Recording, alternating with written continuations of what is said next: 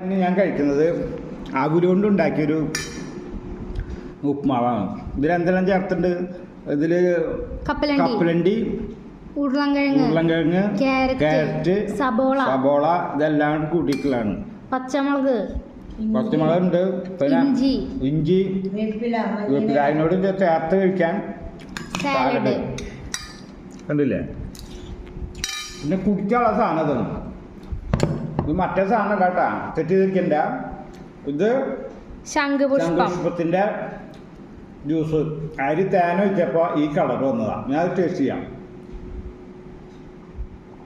ഇതൊന്നുമില്ല,